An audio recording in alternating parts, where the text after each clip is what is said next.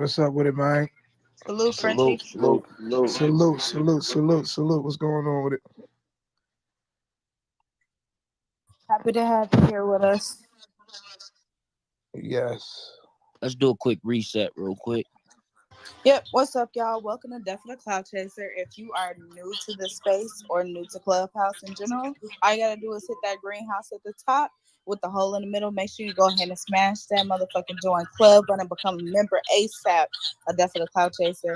If you would like to come up on stage, you definitely can, but please make sure you tap that house first before you even raise your hand, because raising hand is now limited to only club members only. Make sure you follow your main moderators, especially Big Chuck. Make sure you hit that notification bell on his profile so you can be notified of any times he does make a room in Definite Cloud Chaser. One last favor for me, y'all. Make sure y'all go over to YouTube and go ahead and subscribe to Definite Cloud Chaser TV. It takes 10 seconds, and I'm about to be posting that link up top. Today we got Frenchie in the building. Everybody give a big salute to Frenchie for taking time out of his day to come speak with us. Salute, Frenchie. What's up, everybody? Salute. Squad. Salute, Big Chuck. Appreciate you letting me be on your platform, bro. Salute, King Ghost. Salute. Man, I'm gonna tell y'all this, man. It's an honor for me to even speak to y'all, bro. It's an honor. It's a lot, man. We're gonna speak. We're gonna get into it. Yeah, man, we appreciate it. Like, let's start off at the beginning, bro. Like, I know yesterday you were saying that you started rapping when you was 9 years old. So, like, what made you start it? Like, you looking at different artists on TV or family members? I repeat it again. I know you said you started rapping at 9 years old. Like, what made you start rapping at 9? Was it like some influence around you, like family members, or you watching TV, or? Yeah, I told you for the beginning. I'm gonna do the rundown right now. If y'all don't know, Deborah Anthony is my blood cousin. The Beastie Boys DJ, which is DJ Hurricane, that's my uncle. You feel me? So growing up, like as a child, like I can remember being like 6, 7. I used to see the Lost Boys come in my house. I seen Slick Rick come in the crib. I seen like artists that was the new, like LL Cool J. Like I seen these artists. Like growing up, I seen these people because of who my family members was. Like Bimmy's my cousin too. So Bimmy was the A&R for Def Jam. That's my cousin. You feel me? So like I already told you 3 heavy hitters. That's my blood family. That's in the industry. You feel me? Yeah, no, absolutely. So I was watching these people like growing up. I always wanted to be a rapper because they was in the industry. Like my cousin Bimmy used to work. He used to have his own office in the Def Jam building. So I used to visit him. I used to go up to the Def Jam building and just like it was just like remarkable that I was able to see my family members do that. So it made me always want to do music. Remember, the first person I ever got signed to was Deborah Anthony, which is my cousin, Miss J Entertainment. Shout out to Deborah. She trying to we working right now. This fireman. Shout out to Deb. I just texted Bimmy too to pull up to the room. Yeah, dope. So like what was they encouraging you at that time, like to continue rapping, or was it like yes, I was always like the one out of the family, like me, my little cousin, little Joe. I was always the one that they used to take around, like my cousin Big Joe, man.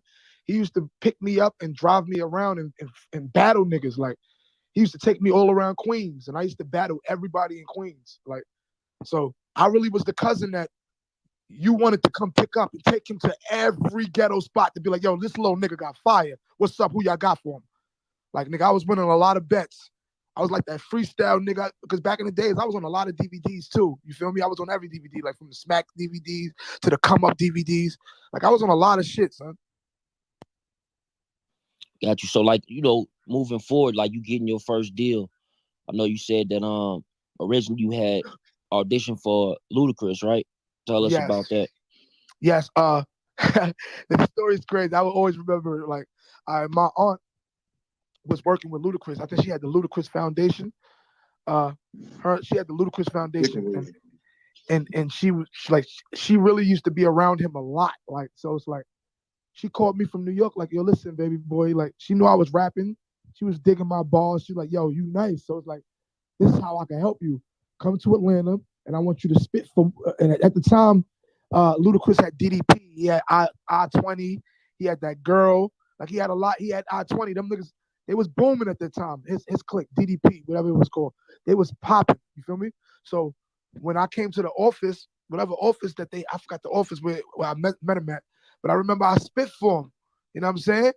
And when I spit the bars for him, like, I'm not gonna say he was fucking with it, but I didn't get a response the next day. You feel me? So I didn't know what it was hitting for. And me at the time, I was young, so I felt like, damn, this nigga didn't reach back out to me. What the fuck, man? Fuck all that shit. I'm going back to New York. I'm out. You feel me?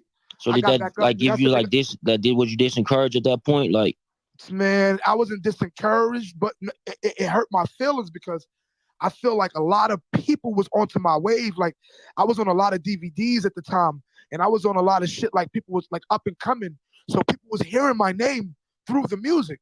So I was just like, how the hell?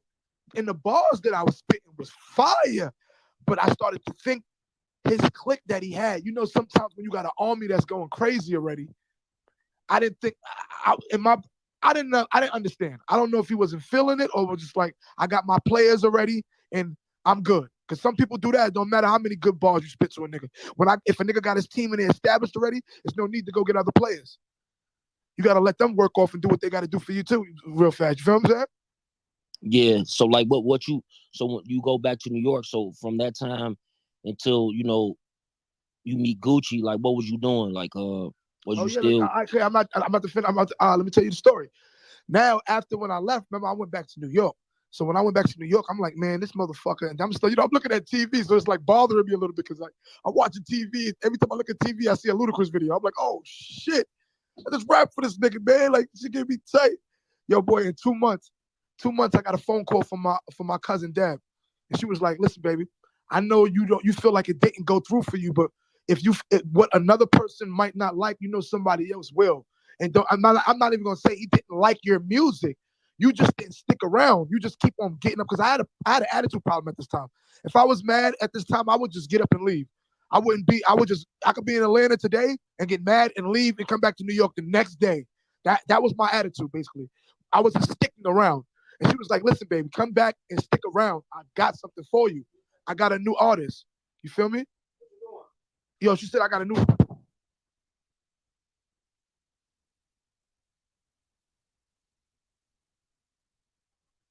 So I'm sorry, y'all. But yeah, so when she told me to come back, she was like, listen, I got an opportunity for you right now. I guarantee you, listen, I got an artist by the name of Gucci Man. And I was like, I'm from New York. So I'm like, who the fuck Gucci Man?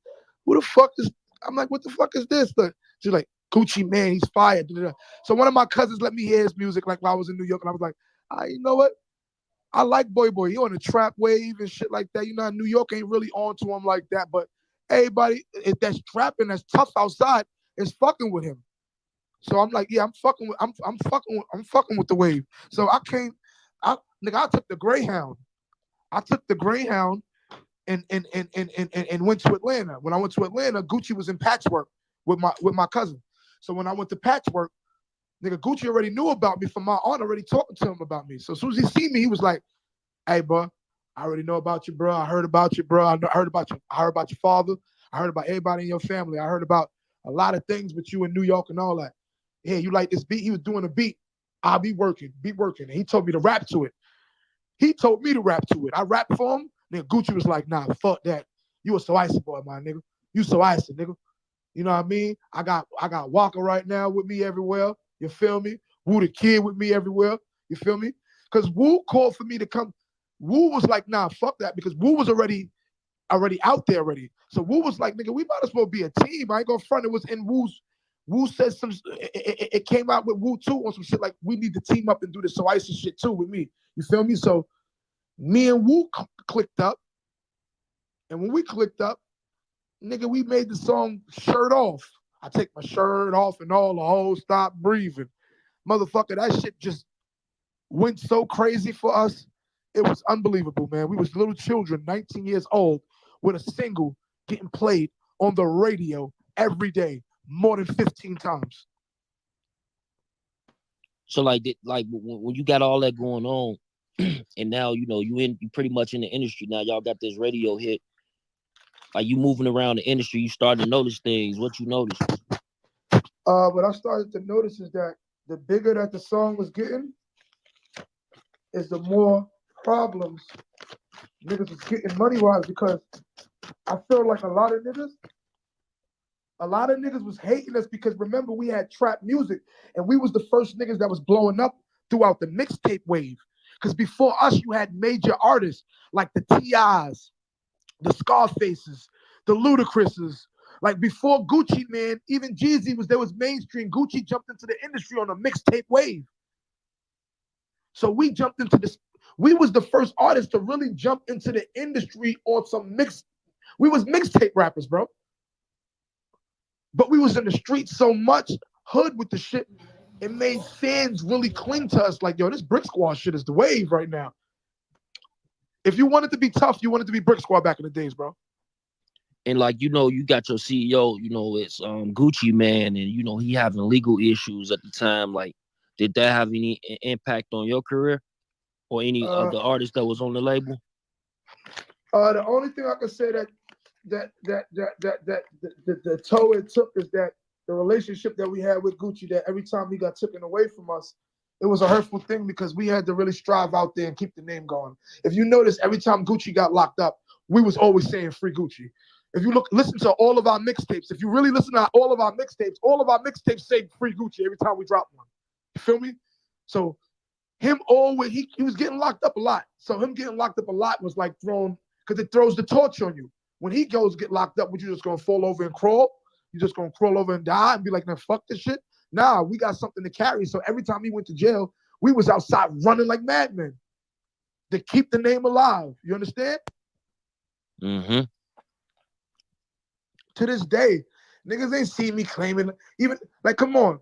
I'm from New York, so I fuck with all my niggas. I fuck with, you know what I'm saying? I know Fifth. I know Banks. I know these people out here, bro. You feel me? But y'all know me for being Brick Squad, bro. You feel me? I know my niggas. Y'all niggas know me for being Brick Squad, and I've never ever abandoned my clique, even if it went down or up. Even when the players stopped fucking with each other or not. I wasn't another nigga that went to another clique to fuck with people and all that, which I could have. My nigga Brick Squad was the hottest niggas ever. You don't think the players could have went to other, like how other niggas do, go to the other cliques and shit like that? Right. And did you did that ever? Did you see like moving in the industry? Did y'all start to see like the beef start? Like I know like RP Slim Dunkin, he ended up losing his life. And how close was you to Slim Dunkin? That was my heart. How close I was, man. Close ain't the word. That was my brother. We used to sleep on the same couches with each other, bro. Me and him used to sleep on the same couches with each other, man. I think I told y'all about the story about the did I tell y'all about the boxing match me and him had? Did I ever tell y'all about the boxes? me and Slim Dunkin, this shit is so crazy, right? Me and Gucci was arguing. It was like a little dispute. And Goose was like, it was like my attitude was like I was so angry that it's like I tried to pick with everybody in the car. And it was me, Dunkin, Gucci in the car. So after my argument with Gucci, it went to Dunk, like, yo, my nigga, and the Dunk was like, nigga, why you arguing with me, bro? Because you arguing with Gucci, bro. Like, I ain't got nothing to do with that. So then Gucci was like, see, bro, you see, he just want to be argumentative, my nigga. Y'all niggas need to go get the boxing gloves on. So as soon as he said that, Dunk was like, oh, yeah, come on, nigga, let's put the boxing gloves on. I'm like, nigga, fuck that. Let's go, nigga. We go to the backyard with the boxing gloves. Y'all got to remember, I'm 5'7", y'all. Slim Dunkin is 6'7". He's 6'7", but he's skinny. He's 6'7", but he's skinny. So we go to the backyard. The nigga Gucci's the ref. So Gucci's like, all right, first, he like round one, ding, ding, ding, ding, ding. Yo, no lie, y'all. This nigga Slim Dunkin arms is so long. This nigga is ping-ponging my forehead, bro. This nigga's punching me in the forehead every 2 seconds. Bing, bing, bing. Yo, I get so mad, right? Because remember, Slim Dunkin was skinny, y'all. Yo, I got so mad, nigga. I took the boxing gloves off, ran and grabbed Slim Dunkin all on his back. As soon as I slammed him, the nigga Gucci was like, Oh nah, dog, you cheating, dog. This is boxing match, dog. You can't take the boxing gloves off and slam your best friend. Nah, we not fucking with you. And they all left me in the backyard. I swear, I will remember that to the day I fucking go to coffin. Yeah, they all left me in the backyard like I was the crazy one. Like, he's going crazy. Leave him alone right now. Yo, that shit was like, so it's family shit, man. R.I.P. Slim Dunkin, man. I love that boy, man. That's my brother, man. And R.I.P. KO Red, too. R.I.P. everybody that's R.I.P. G Baby. I know what it is. So like Waka Flocka, like, you know, that's your cousin. And he definitely had success over there, 1017. Like, did he start BSM like Yeah, he immediately started or? BSM. That's a fact. That's a big fact. Nigga, Waka has the energy of, like, you got to remember, he's a worker, man. At that time, Waka was deeply into, like, that man taught me, even though I used to rap to the fact of, like, I used to feel like the only thing I had to do with music is rap. Waka was the one that showed me that being in the industry is not just about rapping. You have to be willing and ready to run with your own craft if somebody else don't want to do something for you. Waka showed me that. He used to wake up at 6 in the morning. This is when we had MySpace, y'all. I remember Waka waking up every day, 6 o'clock in the morning, sending DJs drops. At 6 in the morning, niggas sending 100 DJs drops manually, bro. Like, from his phone, like doing the drops, like, yeah, it's Waka Flocka. I'm like, this damn nigga's early in the morning. He like, bro, you got to do it. You got to do it. That's why the success that he has, because I watch Waka really take himself places, bro. Mm-hmm. And you know, like when Nicki Minaj, I know she came around. Was you like, did she come around right away or was it later on? No, it was later on. No, Nicki, you got to remember, Nicki's from Queens, so I always knew Nicki. I always been around the people that she know, the people that's I always been around Nicki Minaj's entourage, or the people that she knows, because she's very known in Queens. She's a well-known Queens female. You know what I'm saying? She has a lot of props out there. You know what I'm saying? She been rapping. She was one of the first women like to get a name to be them come up DVDs at the time when the Lady Lux and all them was outside. She was outside, so she was really looked at. And I put in the word, you know what I'm saying? I talked to my aunt about her, you know what I'm saying? My aunt felt her, and then Nicki was feeling her too. So they got hooked up with each other. And when they got hooked up with each other, they did what they did. You know what I'm saying? Nicki was really actually booming. She was fucking with my aunt. She became Ms. Day Entertainment for a little bit. You know what I'm saying? She became Ms. Day Entertainment, and she was one of the, like, you know what I'm saying? She's a very, very sweet girl. Nicki's a very sweet girl. She's a very nice person. Actually, she has a good, sweet attitude, man. You don't do nothing to that girl, she won't do nothing to you. That's why every time when people be trying to bash her if y'all notice when people be trying to bash her, if y'all see me, I'll be the first person that be fucking commenting on them shade rooms and them under her page all the time. Like, leave my sis alone, because I know everything that she's been through as a woman, really striving to get where she wanted to be at. You feel me? Like, she's a warrior. She's a survivor. Yeah. So like you said, people saying things about her. Like I don't know if anyone ever really addressed it, but I know that Gucci Man has said that he had tweeted some things about her, saying about he had a relationship with her. Nah, like, man, you know anything about that? That's a no, man. Extra no. You know, sometimes people say things when that's a no, man. We never dealt with Nicki Minaj as that was our sister, bro. You hear me? Nicki was our sister, bro. I promise you, that was my. I've been around this girl as much as everybody was around her when she was in the Brick Squad wave of being around us. Nobody touched that girl. That girl was a sister to us. She's still a sister. Okay. So like moving forward, like now, you know, everything established. Y'all, you know, Gucci Man, he goes back in again like the last time, right? And then I noticed that, you know, it was a lot of things that you had to say about him, like when he got out, like he wasn't the same. Like, you can speak on that. By the end of the day, man, I feel like this is a new year, right? So this is what I'm gonna say to people. This is 2022, right? And I know everybody wants to hear the bad and the good. Honestly, I'm not even gonna lie, man. being around Gucci generated a lot of money. Gucci is a very good person being around with his energy of you doing what you got to do for yourself, of being around him. You understand?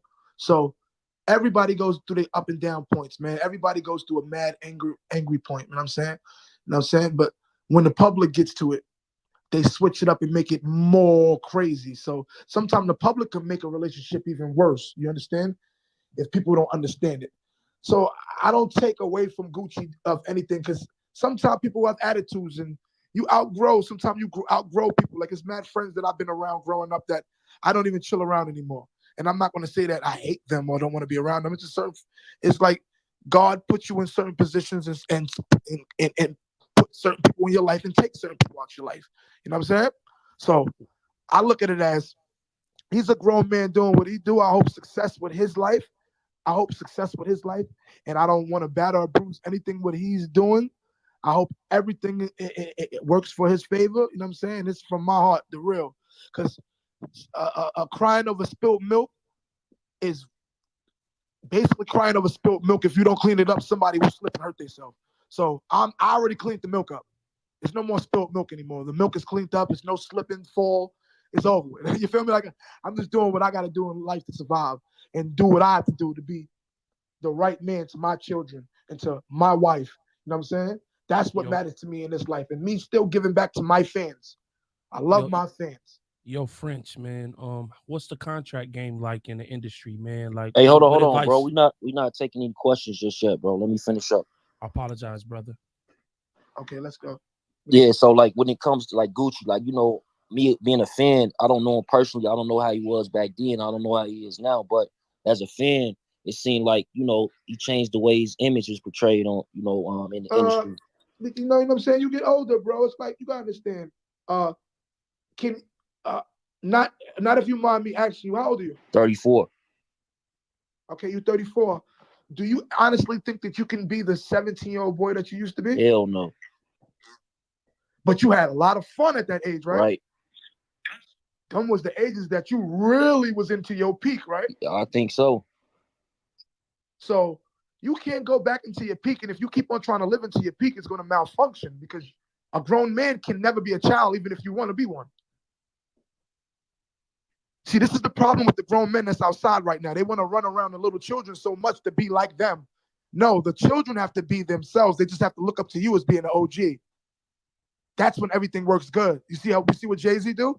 He don't interact with the children. He helps the children. And you fuck around if he like you that much, you'll hear Jay-Z on a song with a nigga real fast. But he helps the youth through his management and everything. But you don't see even Puff, they being bosses 50 cents. Like even the Gucci's. Like you don't have to hear them on all the records with people with their artists to dumb their artists down. They're letting their artists really live now. And the main source of that was Lil Wayne. You see what Lil Wayne did with Young Money. He never outshined Young Money, and he was the star that brought Young Money to the light. You understand? He never outshined his players, even though Lil Wayne was one of the biggest people in the music industry. Right. That's a fact. Hey, Ghost, you got any questions? Yeah. So like when the issues were going on with Brick Squad and CTE, like how did that go and like where did that kind of like start at? Because I know some of that time Gucci was incarcerated and y'all was just around, y'all was still in the streets, and CTE like they people was still in the streets. How did that go? Oh no, we from Atlanta, bro. So you still gotta remember, man. Niggas is in Atlanta running Atlanta. Niggas been out that motherfucker. Nigga Waka been living in Atlanta since he was 9 years old, man. Niggas was running around in them streets out there, man. We wasn't even worried about them boys. Not to say to have beef with anybody, because we the same color, everybody the same race, and I'm against that right now, man. I'm not for us on us crime. You feel me? I'm not gonna say a black on black because I'm not gonna put a color on it. I'm tired of people calling me black or why am I black when they say black is dark and that's horrible. Everything that they put dark label on it's supposed to be dirt is horrible. But you say I'm a black person. No, I'm a melanated person. I'm a person with melanin in my skin. Call me a melanated man. You feel me? Right. What about you and OJ the Juice Man? Y'all still got a relationship? Or like how is y'all Uh, relationship if there is one? say it again. I said, do you and OJ the Juice Man still got a relationship? Oh yeah, of course. Look, listen. I have no problems with nobody that's in my clique. That was in my clique. Anybody that was the squad, I got no problems. Anybody that separates on themselves, I have no. Listen, this is 2020, bro. You don't hold on to energy that will destroy you. Like energy that's whoever has an energy with wrong towards anybody, this should be the year that you let go. So how You should how did never you hold feel? on to anything that's keeping you frustrated. So how did you feel about like when he, when he had came out and said some things about your auntie? Like how did that make you feel? Listen, my aunt is a motherfucking gangster, man. My aunt is she's a roller, man. She's a warrior. Ain't nothing that lady can't, man. That lady's a beautiful person, man. You see that lady know how to correct me when I'm wrong. I did an interview with a Breakfast Club. That lady came and cleared up that interview fast for me. You feel me? That lady. I learned a lot from her. I learned a lot from Deborah Anthony. And that's the reason why right now I know how to move and groove through the industry, through the cracks and the ups and the downs, through that lady right there. So that's a very powerful person. Trust me, that lady can hold anything on her own. That lady she's a power ball for real. And like when y'all was doing records like Brick Squad Monopoly, they pretty much had like people signed from all over the country. And I know I'm from Chicago, and I like what y'all used to do with Bo Dill. Like, how's your relationship with Bo Dill? That is my brother, man. Shout out to Bo Dale, man. Thankful for y'all even bringing that up, my boy Bo. Shout out to Bo, man. I love you, Bo. Yo, Bo had Chicago going. Yo, you don't remember when we used to be really Hell outside in yeah, Chicago I on all remember the that. like boy, we used to be in Chicago going crazy, man. We've been on all the blocks from O Block to 64th to 63rd. Nigga, remember, we wasn't the one, we don't take sides. Cause the whole Chicago listened to our music. So we was never the ones to go to Chicago and take sides like we chilling with the BDs and we had never chill with the GDs. That was never us. We got songs with the GDs and the BDs. We got songs with the Moes, the Folk Corner Hustlers. We got songs with everybody from out there because we was fucking with Bo Dale and Bo Dale fucked with the whole city. That's a fact. Did you have a relationship with Zona Man? Zona Man, who's that? Oh yeah, you probably didn't. Then he He from had Oak ended up East. getting signed with Future, Free Oh, Brand. He still signed with. Zona Man. I don't really did he have any runs with us? No, that's all I was asking because I think I seen him in one of the videos, but it probably just he was just there. I don't know. Okay, what part of Chicago you East from? Side, 79. East Side. I'll go down out there, my nigga. Yeah, for sure. You're an East Side Yeah, nigga. Am I mistaken? Is that the Folk Corner Hustler, the yeah, Moles? we the moles. Look, you look how look at a nigga. You talking to a nigga that you know I be in your city just to map it out like that. Niggas just can't do that. Everybody just look at Chicago's throwing up rates, like throwing up GD and BD and just be like they don't know. They really don't know y'all because they do not come to y'all city. So everybody's just living off of a big screen for Chicago right That's now. a fact. Like nigga, I know Chicago. Like we had a clique. Like R.I.P. Lil JoJo. Lil JoJo clique was called Brick I Squad, know. bro. RP. They called themselves Brick Squad, right? Because they looked up to Brick Squad. Nigga, shout out to Chief Keef. Because Chief Keef and them niggas looked up to what? Brick Squad. So that tells you too, right? What? They both looked up to us.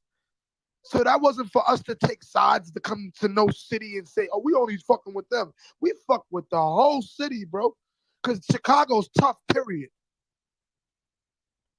So how you feel about like y'all knowing how to move back then and still moving the same way? Like like the way people moving now, in the industry when it comes to them type of politics, how you feel about it? Nah, everybody's running away from their problems now, bro. Like right now, it's just like it's the easy way to. It's like I think everybody wants to take rap as the easy way out now. I think rap looks like to me any hood motherfucker that's from the hood. That's the first thing a motherfucker is doing is working. Let me see if I can just get a deal. Or not understanding that just to be a rapper, you just can't think that let me get a deal. You got to think about who's gonna help you carry your bags to the tour bus. Like it's little things that really count with this music. And people be thinking like, nah, I just want to wake up tomorrow and rap and I'm gonna be on. No, no. You gotta know how to market yourself. You gotta know how to be around the faces that's important. You have to be in the faces that's important. Look at a lot of these rappers just throw their music on YouTube, don't get no views. And if they do get views, they still they getting talked to wrong from these record labels. Like I'll tell all y'all artists out there right now, if you want to get signed, the best thing to do right now is to work your own craft. The biggest market ever is Instagram right now throughout music. You understand? Everybody that goes viral through music, through this TikTok, these are the people that's branding new ways for artists to get on right now. Them TikToks and them in Instagram. That's one of the biggest things right now for artists. So artists have it very easy right now because when I was coming out, you had to really, really be rapping and showing people your energy. Right now, you don't, the energy that you can show, you gotta put on a good ass, decent outfit, paint your hair orange or green, and run on the screen and jump around. You might get a whole backpack entourage. You might get a whole backpack fan base. You know what I'm saying? It's different now. You couldn't do that back in the days. Remember back in the days when you used to hear niggas records, you didn't even know how they look? Right. Or you had to read in it, go to a magazine or some shit. You had to go to a mag, because this is what made us stars back in the days. Because remember, we was in magazines, Double XL and all that. So when you started hearing about Brick Squad, the only way you heard about us is because we was on them DVDs, and you had to go read a magazine. So this builds a star to be like, oh shit, we watching them on hard covers and watching them on. Remember, we had them TV shows, the 106 in Parks. Remember, Candy Lady made it to number 10 on 106 in Park. You feel me? So it's like, nigga, we was on TV a lot, bro. So that made us stars. It's this new shit right now. It's like you could go on Instagram right now and just start cursing and be like, fuck everybody. And you could get a fan base from that. That's not really making you a star. That's making fans look at you to laugh. Some people follow you just to laugh at you. I don't think people understand this right now. You can have 300,000 followers on your Instagram, but that whole 300,000 could be following you just to laugh at you. Like, that's deep. I don't think people understand this now. I'm gonna break this down to y'all. Do y'all see the Instagram models out there that be shaking their asses crazy and got 500,000 followers with no blue check? Yeah, I see it. It's a lot of them out there like that, bro. Most definitely.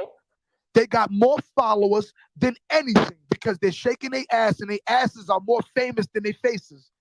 You understand? So you got people that's gonna wake up to look at your body before your face. You understand? How does that make you a celebrity? You got to really start thinking about how back in the days what we liked our celebrities for. You know why we like LL Cool J? Because we actually seen that nigga jump in the ring and said, "Mama said not." They was actors back in the days, and they made us believe them. Like it was, the music was from the heart back then. How was the music from the heart if a motherfucker just get on some drugs and just come out talking about left to the right, to the right, to the east? And the nigga, the only reason why you feeling it because you on the same drugs this motherfucker on.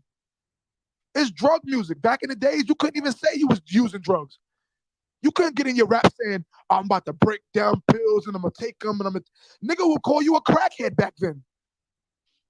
The new music, the new children coming out right now, the first bars they coming out with is X, the pills, the lean, and the Zans. And nobody calling these little kids crackheads, bro. That's right. That's why they don't feel like crackheads. Because the new generation that couldn't do that back in the days, because we couldn't do that. I could not rap about me taking any drugs if it wasn't weed, bro. Yeah, that's You yeah, feel me? I feel you 100% because I know that what people would have said if that was, you know what I'm saying, ever put out there back then. So look, when it comes to like French Montana, like French.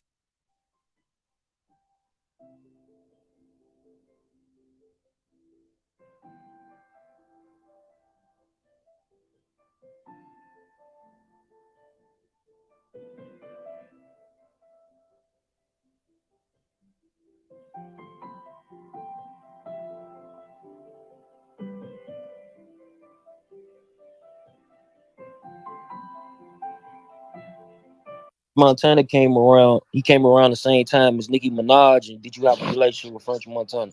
Yes, French Montana is my dog, man. French Montana, that's my guy, man. He been around, man. He been around. That guy been around, man. Is it true that about the 5,000 and Gucci Man or something? Oh, that story right there. Oh, I would love. That's crazy that y'all even bring that story up because I would love for French Montana to tell that story to y'all the real way. Like, I would love for him to tell y'all that story the real way. He's my brother and all that, but this industry shit is getting like a little bit too wicked when a nigga like me stand back and don't say anything. You understand? Because I'm the one that got him that $5,000 back. Not nobody. I got him. I got the 5,000 back for him. I met him at the studio when we was doing the studio when he was doing the song with Gucci. It was me, Gucci, and him by himself. Me and Gucci came to the studio, came to Patchwork to do the song with him, bro. You understand? So and I didn't hear my name one time. And I'm not here to fight for points to be like, yo, what the fuck? But it's like, come on, if you're going to tell a story to the public, tell it all the way. And no problems with French Montana. I fuck with you, brother. I fuck with you. But when I tell stories, I'm going to tell it how it is. You understand? It's not going to be fabricated. Because the truth is the truth. You can't, what the fuck is, why do everybody wants to hide the truth? Why? Wasn't we supposed to live truthfully on this earth? What the fuck? It's like, yes. Niggas want to live more of a lie than anything. It's crazy. And I'm not going to say that, that man, just the story that was told, because he put it all as, when I heard the story, it was just like, damn, it's crazy because I never heard. It's like, damn, you forgot that you called me to meet me at the studio that day. You forgot me and Gucci pulled up to the studio that day. I never heard, like, it seemed like the way you told the story is like you was in the studio by yourself. You got the money from Deb, and it was like, and I'm just like, wow, damn. So what I did wasn't appreciated. Like, that's like crazy to me. But other than that, man, shout out French Montana. I love how your career is going. You're doing what you do, man, and that's a beautiful thing, man. There's a lot of children that look up to you. Just keep it going with your career. Keep it going. I don't want to have no negative energy towards. But when you know what I'm saying, I'm just saying when we speaking the truth on people or speaking stories, when people around say the real story, say everything was really going down. Because I would never ever put somebody's name in any or say anything if it wasn't that. You understand? Yeah, no doubt. Hey, like when it came to that whole Trippie Redd situation in 6ix9ine, what exactly happened that day? Oh no, that's my guys, man. By the end of the day, man, that's just my brother, man. Trippie's my guy. That's my brother, man. He be around a lot of good friends of mine, man. He be around a lot of good friends of mine, man. That boy became family, man. That's like a little brother to me, man. And it's like when you got a little brother, what you do with your little brother? You gonna let your little brother get hurt? Hell no. That's my little brother. And to this day, man, I'm gonna always say it, man. Trippie Redd is my little brother, bro. So that's my guy forever. He's gonna forever be my guy. You feel me? He has a good soul to himself, bro. He's a good person, man. That he's not one of them starstruck motherfuckers that right now all the kids love him, man. And he has a good he's good down to earth. Like you can speak to him. Like he's not the person, he don't run from his fans. Like I'm gonna tell all y'all new artists too, man. If y'all got a fan base and fans love y'all, why would you not speak to your fans? I'm about to call you motherfuckers out this year, man. Stop treating y'all fans like that when y'all know y'all fans is the one that buy y'all fucking music. I wish y'all fans could detect that y'all act that way and just stop fucking with y'all niggas. So just to put y'all in a fucking hole to let y'all know that y'all really need these fans. Y'all need the fans that y'all doing dirty shit to, okay? It's just these motherfuckers love y'all so much that they let y'all get away with the talking to them snotty. Because you're really not supposed to talk to somebody snotty that's putting money in your pocket. You know that, right? Right. Like, tell me if you feel like y'all got to keep it real with me too. Tell me if y'all feel like I'm keeping wrong. it real for sure. This coming from a celebrity. I'm a celebrity myself. I'm keeping it real. Am I wrong? Hell no. Nowhere near. Because I feel like y'all the ones that, like right now, me being on this plateau, even talking to y'all, Like it's an honor. It's an honor for me to talk to y'all, even though y'all look at me like, yo, it's an honor for me to talk to Frenchie. But it's the same way. It goes back around because y'all the ones that talk for me. Y'all my spokesman. Y'all gonna go out and speak about this interview. You feel me? Salute, brother. Yep. So it's the energy that y'all give back to me too. You know what I'm saying? And I feel like a lot of artists get so much paid because they get paid so much that they look at y'all like, fuck it. Y'all already like my music, so y'all don't have to like the real me. Y'all don't really have to like the real me because I could go front on these records all day. Y'all gonna buy it. You feel me? So when you really see the nigga that you like in the mall and run down on him like, oh shit, yo, my nigga, I can get an autograph. He walking away from you like, get the fuck away from me. How would that make you feel? Wouldn't that hurt your feelings? That you really looked up to this artist your whole life, like damn near as a kid growing up to his music and see him the first time and he walk off from you because he has an attitude with his household. Facts. It don't matter if you got an attitude with your household. You got to remember that you're still an artist. You do music. That's a job that you have for the world. So you have to know how to hide your fucking attitude that you come from out the house with when you see a fan outside. It's a good point. Absolutely. If that's the case, stop fucking rapping them because we don't have to see your attitudes to keep on looking at your videos. So if I keep looking at your videos and liking your videos and see you in person, take the video off, my nigga, because I'm thinking this is how you are. I don't want to see you and you different. And if you are different, at least be a gentleman to speak to me. Because we the ones watching you, getting your streams up. You're right about that. And I think you saying it is Keybo Gotti. Like, did you have a relationship with him? Yeah, that boy's from where that boy's from? He's from Clayco. That's Clayco, but you know I don't want to speak on everybody. Gotcha. You know And what I'm saying? with Young Chop, I'm about to open up the floor for questions. After this question, Young Chop. So I know he had went viral and he was talking a lot of stuff about different people in Atlanta. And I know you had chimed in and like, did y'all ever resolve that, fix that situation? As you can remember, y'all remember when I was beefing with Young Chop at the beginning. Y'all remember at the end, I knew that something was wrong with him. And remember, I apologized.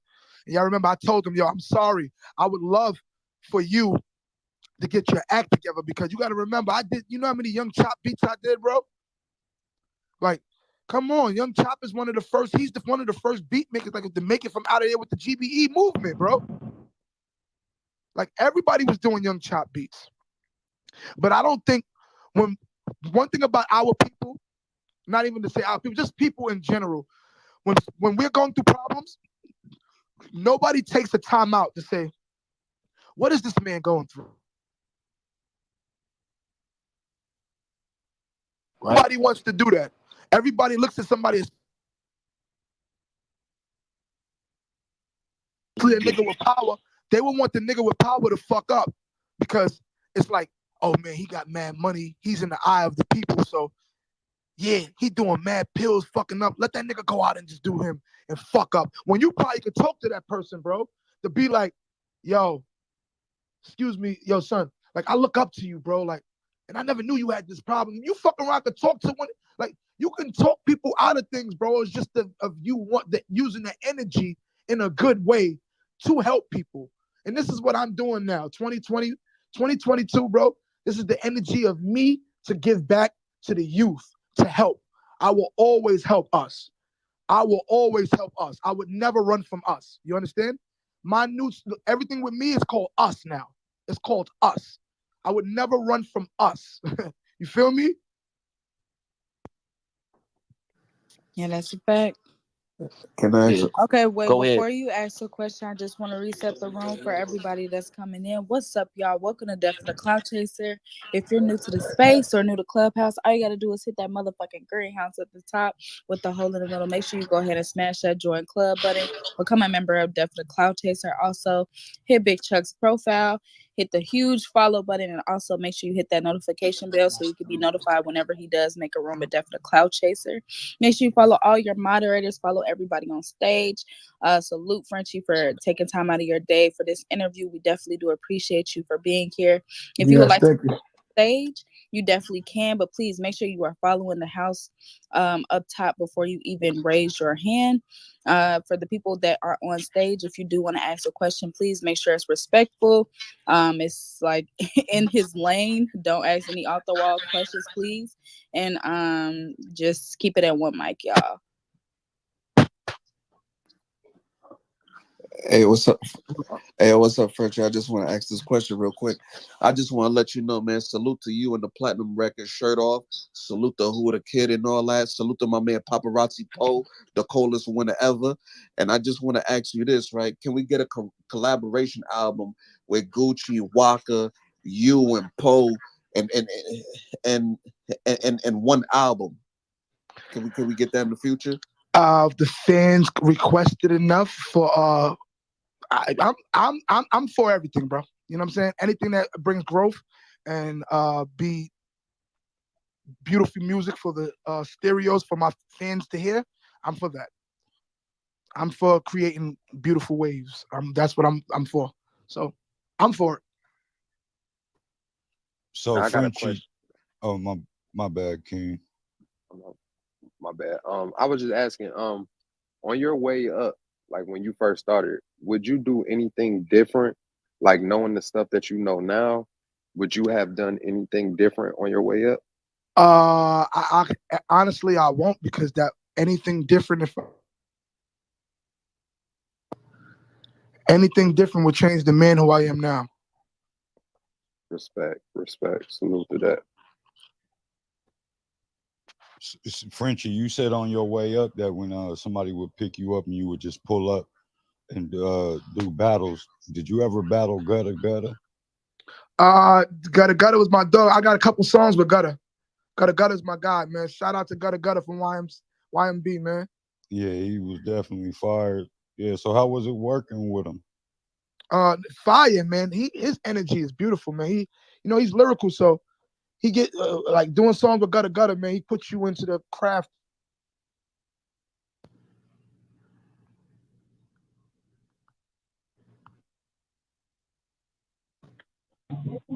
Hey French, you know about would you ever around Shawty Low? You Of already course, that was yo, bro. I used to wake up, bro, and sometimes just go to Shorty Little Studio in Bankhead and just chill with him by myself. man, he'll That's my guy. he'll cool Like nigga, Shorty Low, man. my guy. Yeah, I took a picture with him, man. That man, I'm the last one to take a picture when the man died 2 weeks later in the same car. Oh man. Yeah, bro. R.I.P. Shorty Low, man. That's an Atlanta legend, bro. For real. Yeah, Real man. legend. He a legend for real, bro. I used to wake up in the morning for real, like you could be bored, like be like, damn, man, well, I ain't got shit to do, man. Let me go fuck with my boy Low. Call that nigga. He be like, man, I'm in the studio, bro. Come pull up. I used to really go pull up on that man by myself in Bankhead. Like that's my brother, man. Straight up. Bowen Holmes. Born Holmes. Hey, yo, Frenchie, who was your favorite artist to work with? I used to love. I working with Roscoe Dash. That was a rocking work. Like even my clique. To be honest with you, like I used to love working with us. Like the energy of me, Waka, and Woo the Kid, man, and Gucci and OJ, us being in the studio together. Like that was like the best. I didn't even care about other people's music. Even the big artists that I got with, like I enjoy working with Soulja Boy too. Me and Soulja Boy, you know what I'm saying? Shout out to that boy Soulja Boy too, because the first video that I ever put on World Star was with me and Soulja Boy that got them millions. You feel me? Yeah, Do you have those any new projects in the work that we could put up top, or like are you working on anything? Oh Any current yeah, artists? actually, right now I just dropped a new song, man. It's called. It's actually. Let me see if I go look into. Let me see. It's called My Story. No, it's no. It's called Balance.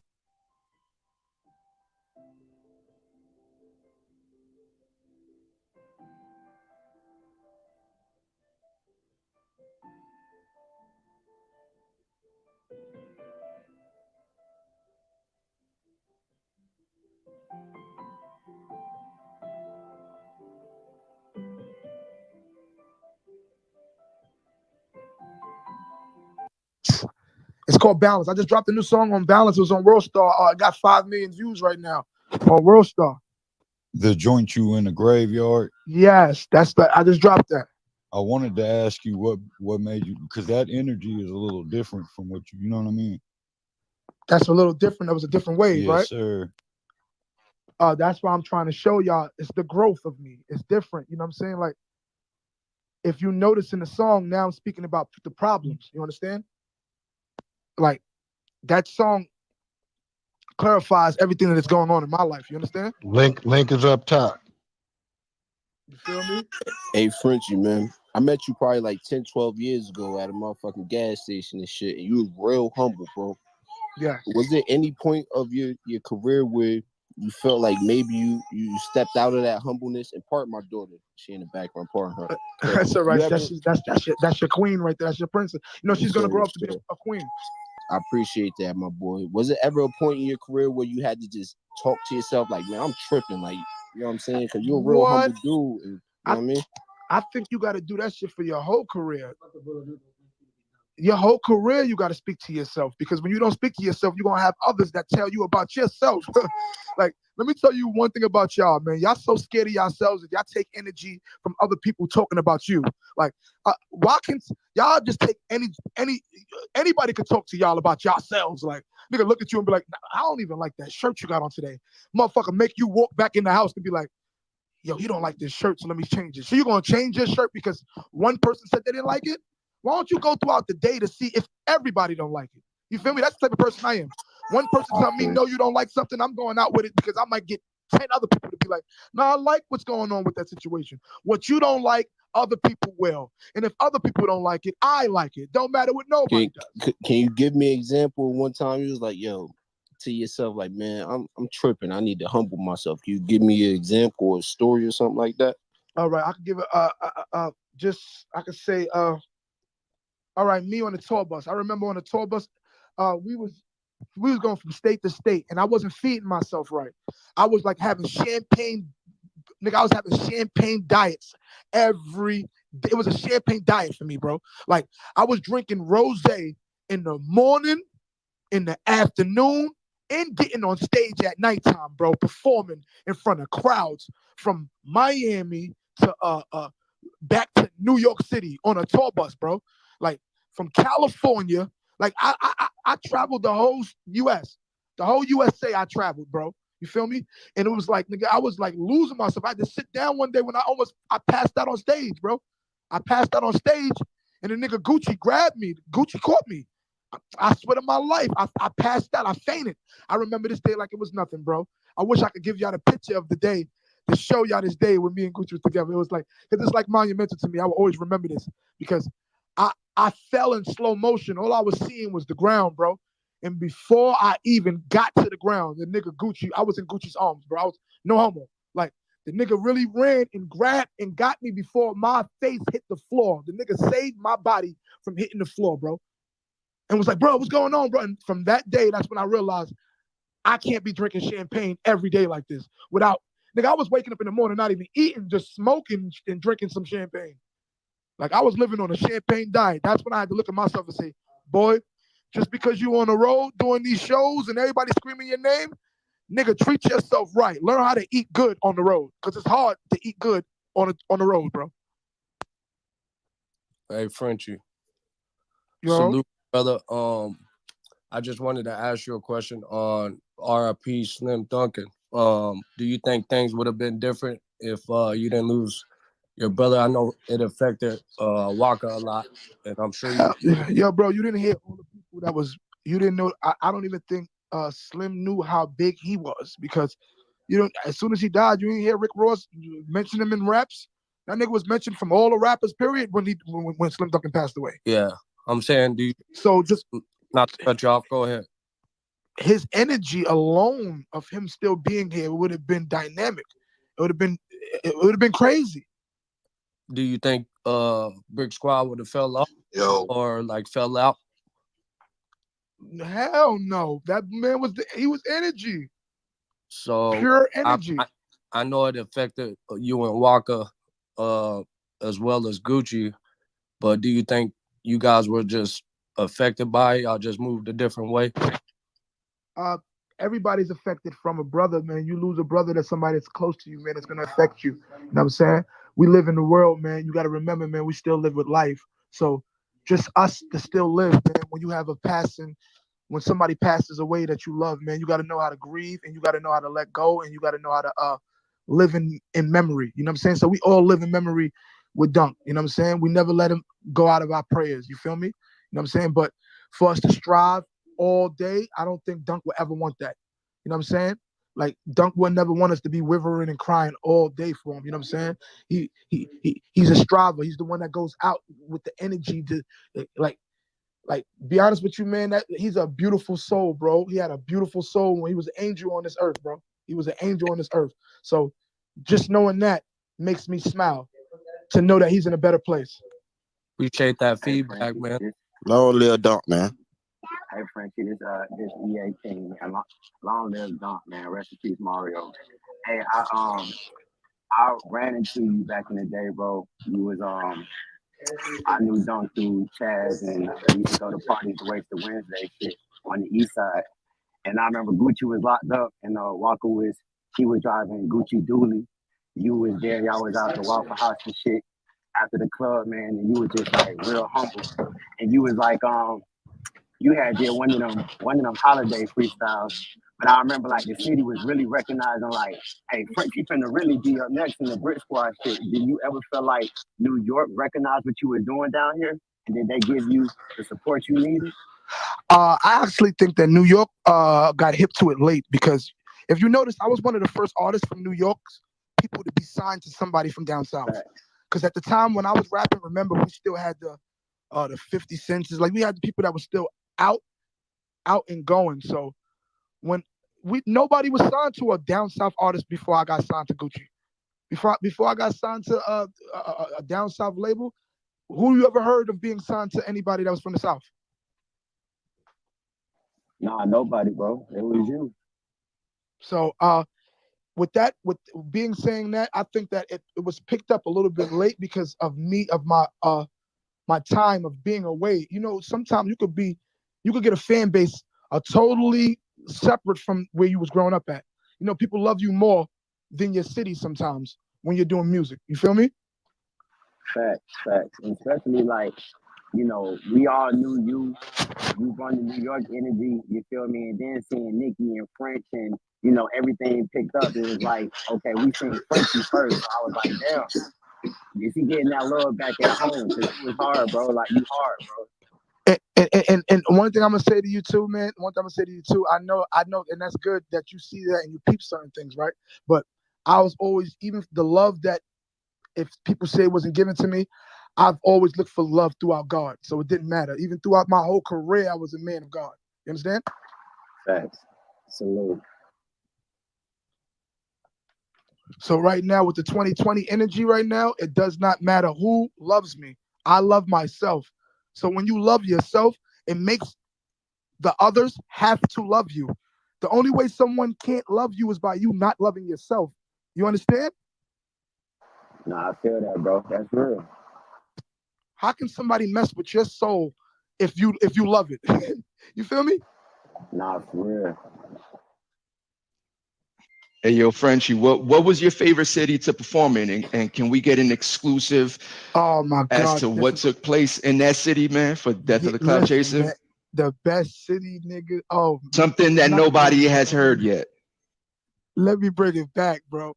One of my best cities was Nebraska, boy. You hear me? Nebraska. Was jumping, yo, bro. Yes, nigga. Nebraska is lit. Lincoln, Nebraska. Yo, shout out to Nebraska, bro. Let's get that exclusive. Yo, shout out to them. Oh, wait. Iowa? Oh, my. Iowa? Out this world. Iowa is out this world, bro. But I'm not going to lie. Man, it was a lot of good experiences, like Chicago. Woo! Chicago is like, shout out to the city, y'all. It's a different world out there when we go out there. You got to remember, we was loved through Chicago. So just imagine being loved by gangsters. Imagine being loved by a city of gangsters and both parties love you. That was one of the best energies ever coming from Chicago, bro. For real. Can we get it? Can we get an exclusive as to what took place that no one has heard yet? Me coming to Chicago. I had a show in Chicago, and I'm gonna tell you this story. This shit was so crazy, right? All right, boom. I pull up on Bodell. When I pull up on Bodell, Bo like, yo, we getting ready to go to the show tonight. So if you want to go to the show tonight, go to the telly and go like, dress. I'm gonna go get yourself straight, and we coming out today. Who you bringing out? So I told him I was bringing out Fredo Santana, R.I.P. Fredo Santana. So I'm like, I'm about to go pull up on him real fast. So Bo told me like, yo, listen, bro, I don't think you really know what's going on in my city. Like, it's dangerous out here. You just can't go to the south side over there. If you're gonna go over there, wait for me. Don't just go over there. You understand? Fredo called me and was like, bro, I'm on the south side, bro. Come pull up on me, man. Come pick me up, my nigga. He said, man, I'm at Keith's house, man. Come pull up on me. So remember, I didn't just remember what Bo just told me. I was just like, fuck that, man. We all humans by the end of the day. So it's like, God is with me, man. Let me go see my little bro. I pulled up on my little bro. I pulled up at Chief Keith's house when he was living out there in Chicago, Illinois. Pulled up out there on my boy. And Fredo was like, yo, come on, bro. We out. And yo, I swear to my life. Listen, when I got in the car, we went to it's called Illusions or something, like a sneaker store. Yo, when I went into the sneaker store, it's like the whole Chicago was in front of this sneaker store, bro, banging on the window like, Frenchie, oh my. And nigga Fredo was like, man, we love you out here, bro. We love you. And the shit must have got back to Bo, because Bo called me and was like, yo, my nigga, you on the south side right now, my nigga, with Fredo? I said, yeah. He said, what the fuck I just tell you, my nigga? I said, nigga, what the fuck, nigga? I'm in the sneaker store. He said, nigga, you could get your ass killed in that fucking sneaker store you in, bro. You crazy. And then when he said it, right, I started looking around. And I just started seeing how grimy the city was really looking like. I had to take the glasses off. I'm like, nah, you know what? Fredo, we're going to the west side to meet Bo right now. Yo, when Fredo got in the car and we went to the west side to meet Bo, yo, when Fredo hopped out, I swear to my life, Fredo told me, bro, I've never been on this side of Chicago in my life. I said, what? He said, I've never been to the west side over here in my life. I said, why? He said, man, I'm BD. We be over here, man. Everybody stay. We from the south side. We stay on the south side. I said, nigga, you never been on the west side? He said, hell no, I never been there. I'm with you though, Frenchie. We here, so I came with you. But he gave me that I came with you, like, nigga, I love you so much, nigga, that I was ready to risk my life, nigga. I'm risking my life in a different part of Chicago to be around you. Yo, my nigga, when I seen that, bro, I said, nigga, I love this. I love Fredo for that. And this town is dangerous because this nigga never seen the west side of Chicago, and this nigga lived in the south side his whole fucking life. Y'all live different out there, bro. Totally different. That's a fact, because I'm in the Shad and I'm south side and haven't been out west unless it's like to go to the doctor office. That's it.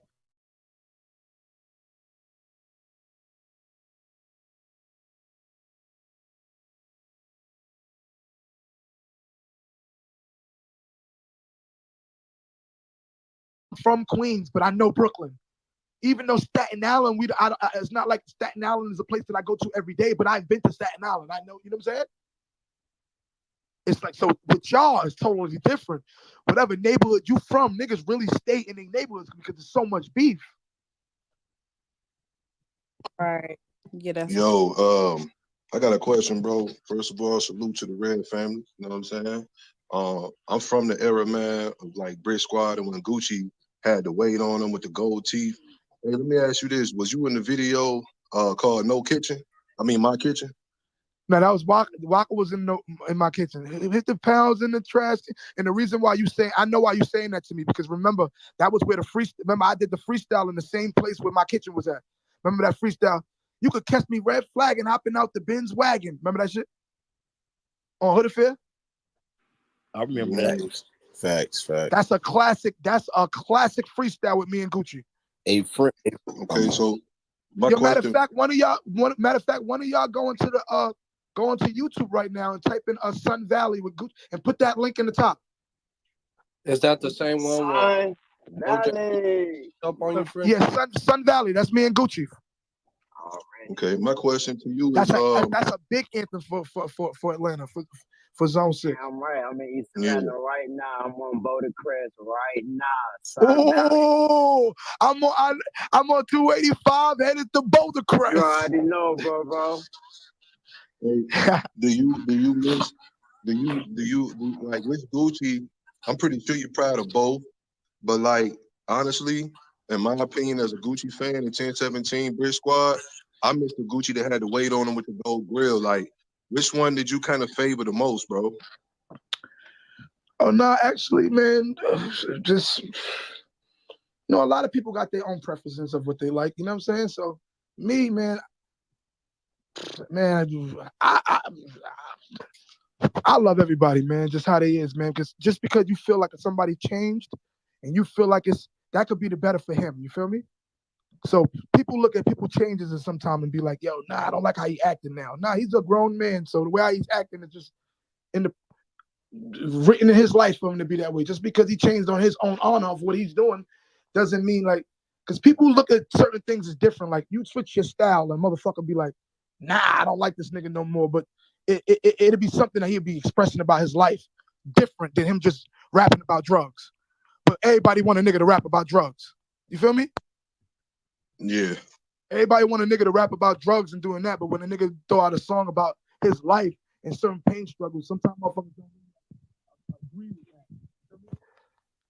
Hey, Frenchie, you still be fucking with that boy? You be fucking with that boy Zaytoven?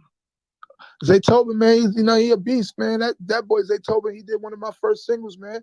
He did my first single, Shirt Off. I take my shirt off and all the girls stop breathing. That's a Zaytoven beat. You know I'm rocking with Zay, man. Zay is humble as a motherfucker, man. To work with Zay done came to my studio sessions and made beats right for me, right in front of me, man. My last mixtape, not the Concrete Jungle, Fuck Fame. My last mixtape, Fuck Fame, that I dropped. If you listen to the productions on there, Zay made a couple beats on that joint. I ain't gonna lie. Zay made a couple. I gotta get my rose to that man there, man. It's like him and y'all. Like Yo, Zay Gucci is so much of a good person, bro. Like I used to call him and be like, yo, I'm in Patchwork. And instead of him sending me a beat, that nigga will drive to Patchwork with me being there, hop out, be in the studio with me, side by side, pull his keyboard out and make a beat for me right there, with me there, right there. He didn't even send the beat. He came to me in the studio when I needed a beat from Zay, bro. That's dope. Hey, French. Speaking of freestyles and shit, the most famous one for me is the OJ the Juice Man and Gucci Man. He's like in the backyard and shit. Yeah, that's the same crib that I had to freestyle in too. That's the crib. That was the Brick Squad mansion. Flocka was skinny as hell in the background at that point. Was you around at that time? Of course. Okay. All right. So at that point, was Flocka a rapper, or because I thought I heard somebody Flocka never rapped, bro. At that point. Flocka never rapped, bro. He was never a rapper. He ain't even want to be a rapper, bro. Waka's a fucking hustler. Was you rapping at that point? Yes, I was. Me and Woo the Kid. Okay. Hey, yo, French. So this Mr. California, I got a question, man. I had talked to you a couple years back, man. I was like 19 or whatever, right? Yeah. And Def of the Cloud Chaser told me to hit you up, you know what I'm saying, for a collab. You probably remember my name or not. It was Cali Spitums, right? And I'm gonna be honest, when I hit you up, you was so humble, like. And I got a question, man. What makes you continue to be humble like that? Because I'm gonna be honest, like, it's like I don't think you understand when somebody's coming up in the game and they looking up to somebody like you or somebody like Gucci, and then they hit you up and then you hit them back. That means a lot to somebody, and it makes them look at you a different way. So what makes you continue to stay humble throughout all this bullshit, bro? Because I know you've been through a lot of bullshit. It's because the environments that I come from. You got to remember, man. I wasn't born with a silver spoon. I know you heard that saying before. I wasn't born with a silver spoon in my mouth, man. And I was born. I I was around poverty. I know what poverty is. I know what the ghetto is. Like, I know what it feels to have to go outside, not knowing when you're gonna eat type shit. Like, cause you done ran away from cribs, ran away from your house, going from group home to group home. Like, you know what I'm saying? Like, I've lived through that. You understand? So I've lived through that. Motherfuckers really going through problems and then making it, and you can really reflect to look at to be like, damn. I remember when I had to stand on the corner, but right now I can really just stand in the studio and make music and drop it to people, and somebody's gonna like it and buy it. So I feel that some people never really. Do you ever heard of the phrase that you can be from the hood but don't have to be hood? A lot of these rappers that came from the ghettos wasn't the ghetto motherfuckers in the ghettos going crazy. Some of these motherfuckers was the ones out there getting beat up and all that shit, bro. I wasn't the one that was in the hood getting beat up and people was picking on me. I wasn't the guy that got picked on growing up. You understand? So I was the guy that went through problems, that was going through struggling problems, to be like, damn, I don't want to live like this. I got to fucking feed my family. I got to feed somebody. I got to be able to. I was the one that always wanted to feed somebody that was with me. My whole life, I was put here. My whole time of being on this earth, I've always helped somebody that was in my corner. Always. To this day, I still do this. That's dope. That's dope, man. I appreciate that. That's real dope. And I got one more question. Are you gonna start your label and sign you some artists, or what? You just Yes, kind of like, sir. All that's happening right now, man. Y'all already know what it is, man. It's your boy Frenchie doing it like I'm doing it for TV. I'm looking for the new me. You understand? I'm looking for somebody to jump out with the dreads, like that got my energy. I want somebody to have more energy than me. You can't be with me if you not gonna show me a reflection of myself.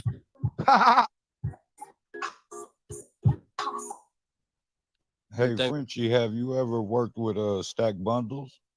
That's my guy, man. Stack Bundles used to call me by my real name, boy, by my government name. We went to school together. Stack Bundles used to go to IS-53. We all went to IS-53 in Far Rockaway. I went to school with Stacks.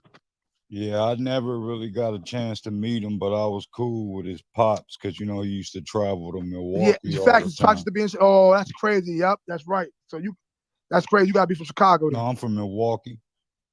Milwaukee, yeah, one of them shit. Yeah, he is. He used to be out there. You all right?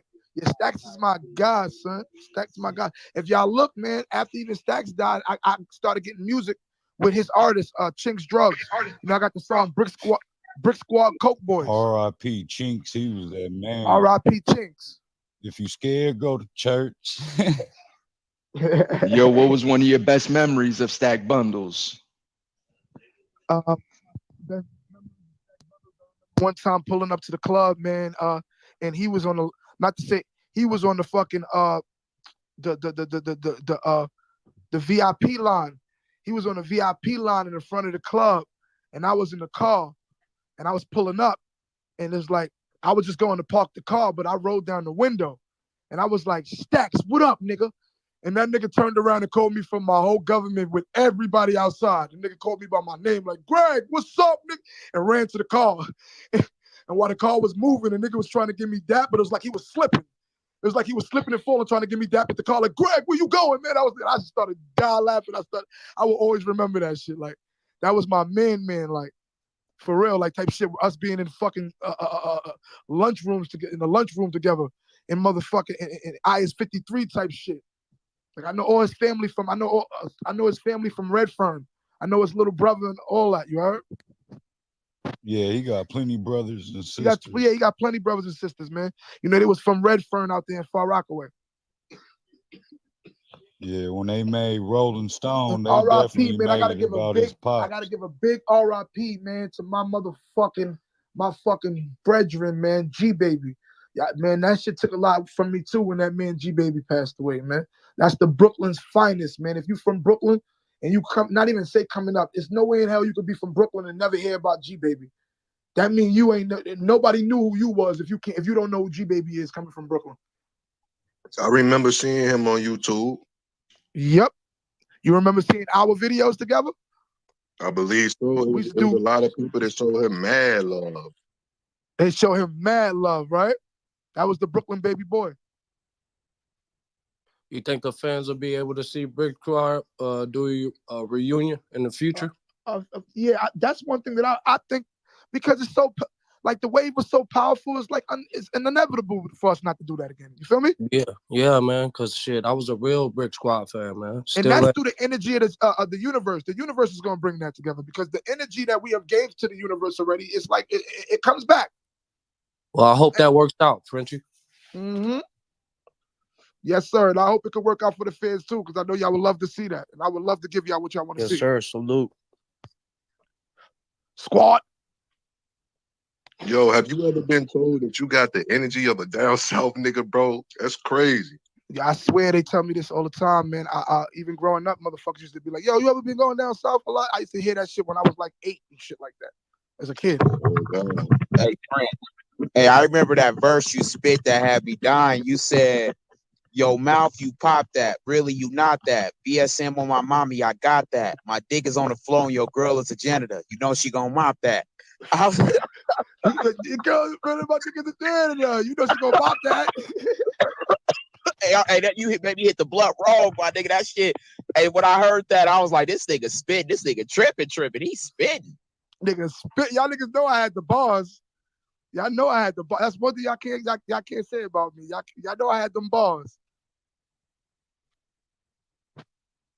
See, but I ain't gonna lie, Frenchie. You came out when I was a young nigga, man. I'm like 26. So when you came out, man, I was still kind of a young nigga. And I'm gonna be honest though, I really didn't catch on to you until I was older, man, because when you young, my nigga, it's like a lot of shit you overlook. You dig what I'm saying? But if you go back in history and look at all them videos, you all up in that shit though. That's the crazy part. You all up in them motherfuckers. That's a fact, man. Can't miss you though. Can't miss you. You can't miss me. Hey, can you speak a little bit on them studio sessions, bro? Because a lot of them songs, Frenchie on that bitch first. When you coming up with them verses first, like you weren't playing with them boys. Like French, you was on a lot of songs. You coming up in that bitch with the energy and setting the tone. It might be Waka on the song, Nicki, Gucci, Gotti, anybody, but Frenchie gonna come in that bitch with the energy, start that bitch off. Yeah, because you know what, man, you got to remember with music, it's like friendly competition, man. You got to remember we still in the art. You're still in the art. So when you painting, you don't want your picture to be the best, but you're gonna paint your picture to the best ability that you could. You feel me? So every time that I've ever jumped into the studio with all my brothers, I just wanted to be, not to say the best, but I wanted to be to my best ability. You feel me? Facts. Nah, I agree with that. I know I'm coming in a little late, but I most definitely agree with that. I had to deal with that the other night, so I agree with that. That's a fact. Because when you go into a studio of thinking about weird competition, that's when now it leads like y'all really battling, and you really get on the song battling with your peers. Like you're not supposed to battle your peers. It's just y'all supposed to just get on the song to your best ability. Everybody get on the song to your best ability, so it's not going to be trash, or it can't because now all of y'all got to your best ability. You feel me? Hey, I got a question on that, Frenchie, right? Because I just had a situation like that with the homie, right? He thought I was competing with him and shit, and it kind of made me scratch my head because I'm like, hold on, my nigga, I'm out here doing my own thing. But my thing is like, why do rappers be trying to compete with each other and it's enough money to eat? Like, niggas, I'm wondering, like, niggas be making it seem like it's a shortage of money or something around here. Like, why y'all niggas competing with each other? No, this is the essence of hip hop. You got to remember, hip hop started with battling, bro. You got to remember that. It comes from the essence of the shit. No, definitely. Like, hip hop comes from definitely. Like back in the days, our first hip hop, what? The Bronx, all that back in the day shit was what? Them niggas doing what? Battling each other, right? Nah, facts. But I mean, like, when your homie is really that's a fact. That's a fact. No, I'm keeping it real, bro. Like, but listen to what I'm saying. The essence of hip hop back in the days, I'm talking about from this 80s, back in the days, from your moms used to listen to the shit. Haven't them niggas used to be dissing each other back in the days? All of them? You speaking facts, but what I was wondering, do you find that acceptable for somebody? I can get you competing with a nigga that's not from your crew, but if he from your crew, shouldn't y'all kind of be coming together and trying to bite other niggas' heads off instead of y'all going? I understand, it's kind of like when you in the hood. What you saying is the truth, but you got to remember, rap is so competitive because it comes from the essence of the older people dissing each other. So they dissed each other back in the days that it always looked like they're in competition now. You know, you get what I'm saying? So Right. Yeah, because I it's like just a kind of looked at generational it. curse. It's a Right, generational because curse because the oldest don't even know what they did to us. They don't know that we looked up to that shit when niggas was the bridge is over, the bridge is over. Bye bye. When KRS was talking, you know what I'm saying? Niggas was motherfucking dissing each other in these songs. big fat. That's KRS One Hey, bro, I saying see you Queens kind Bridge is of. over. And I he's see from the you kind of Bronx. attached to D thing, right? D thing, the Yeah, Bronx drill rapper, K Flock cousin. What do you think yes. about the Bronx drill rap compared to like the Brooklyn drill rap? Do you think it's a difference, or do you think it's all the same? I honestly think that all that is this.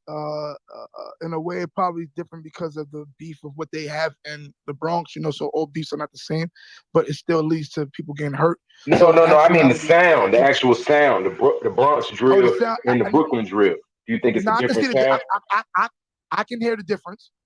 I can hear the difference between Brooklyn drill and the Bronx drill. You can honestly hear the difference in their beats a little bit too. Yeah, I was thinking the same thing, like how the Bronx drill, how like they kind of like put the old school samples in there with they Yeah, so it's like with they drill so beat. yeah, so I love what the children is doing with the music, man. I just don't like them getting hurt, bro. That's what bothers me when the children get hurt from it. That's like because you shouldn't be getting hurt for your music, bro. Especially when you can make money off of it.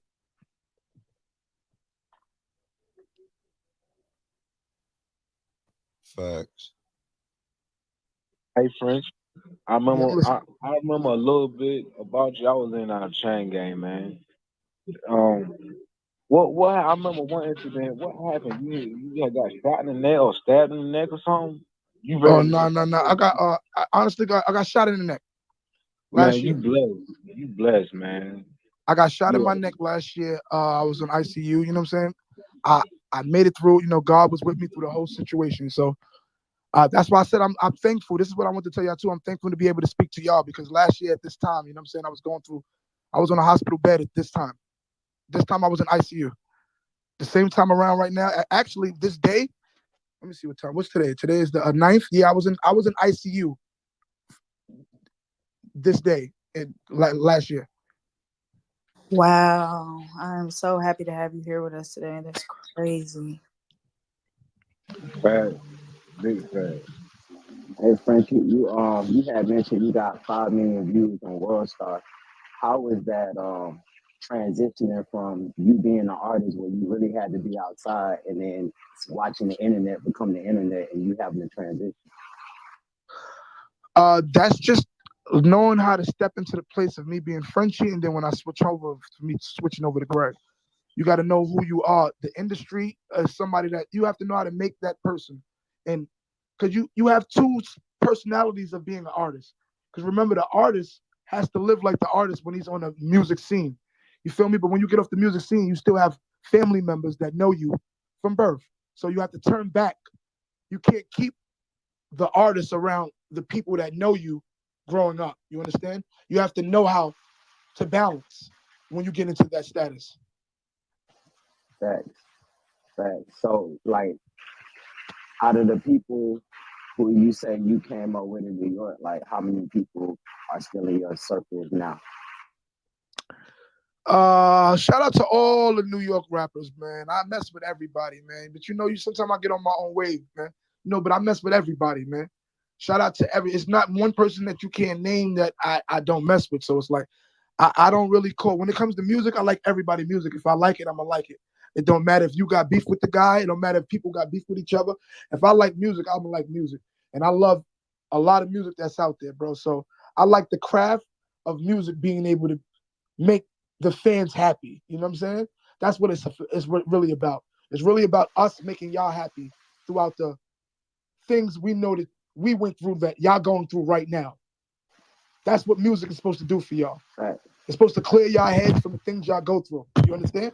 No, I feel that. Do you have any advice like you coming up with Brick Squad and you know the police y'all used to turn up the venues, birthday bash. I remember like, just with street shit going on, used to be extra tight, fight shit and like that. Like and now watching the feds getting these rappers, like, do you have any advice for the new rappers on how to kind of stay clear out of shit?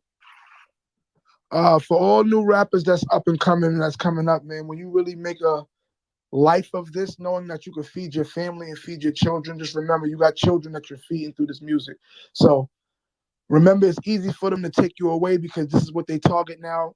Right now, they're targeting rappers because everybody wants to chill around the rappers. You know what I'm saying? Every class of a person that's outside right now wants to be around artists. You know what I'm saying? Like it's children that's getting, it's millionaires that live in Dubai that look at YouTube and just could look at YouTube and it could be somebody that their children like, and you never even heard of this guy, and they're flying to Dubai and pay him just because his child watches YouTube and likes this kid. You feel me? So it's like just keep up with your craft, keep feeding your fan base. You know what I'm saying? And stay away from the negative energy. If they say you can't do it, show them that you can. That should be everybody's energy from this point on. When they say you can't do something, show them that you can. Because I can't should not be in your dictionary. Facts. Facts. Hey, Frenchie, speaking on a new artist and all that, right? Say a new artist pop and he's literally in the streets, like he's a certified dude in the streets. Once they pop, do you advise them to try to stay out the hood or come back to the hood or stay in the hood? You know what I'm saying? Like a real street dude that pops musically, what would your advice be when it comes to coming back to the hood or leaving the hood?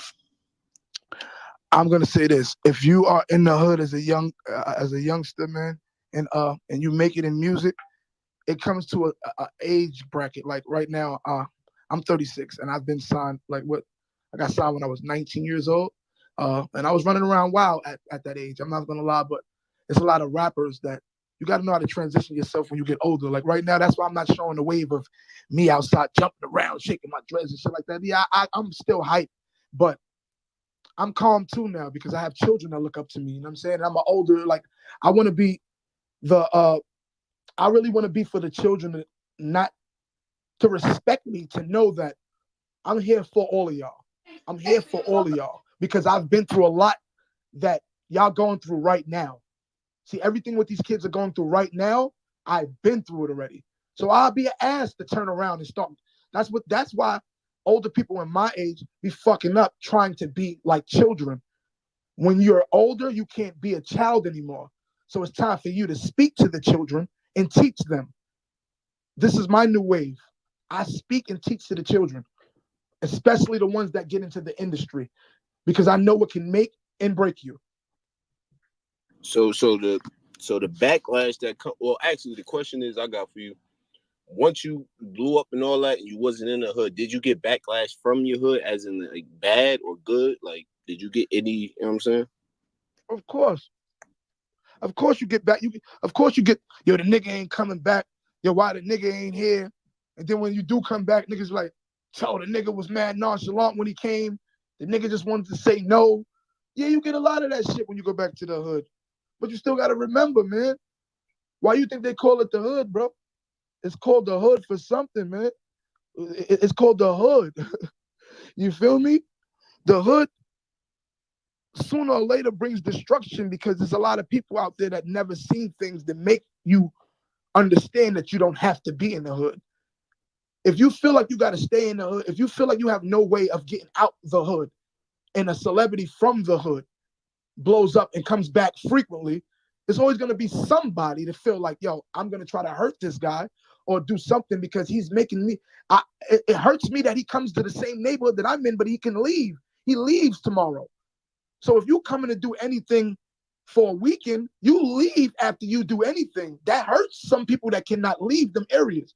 Some people are not strong-minded to know, like, to be happy with themselves. It don't matter about the bread. It don't matter about what's going on. Some people don't know how to be happy with themselves.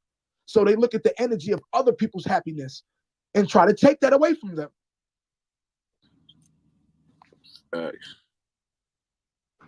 So what about the rappers that leave and You're on the phone right now? Well, I thought it went down.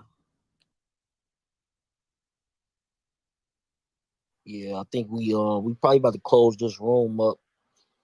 Definitely appreciate him coming through, man. He answered a lot. Chuck, I can get this last question off. That was a dope interview. Yeah. Hey, Hey Frenchie, He's still I on was the saying, phone right now. Yeah, yeah, on the and that shit phone, ain't brother. showing on my shit. That shit say he just on mute.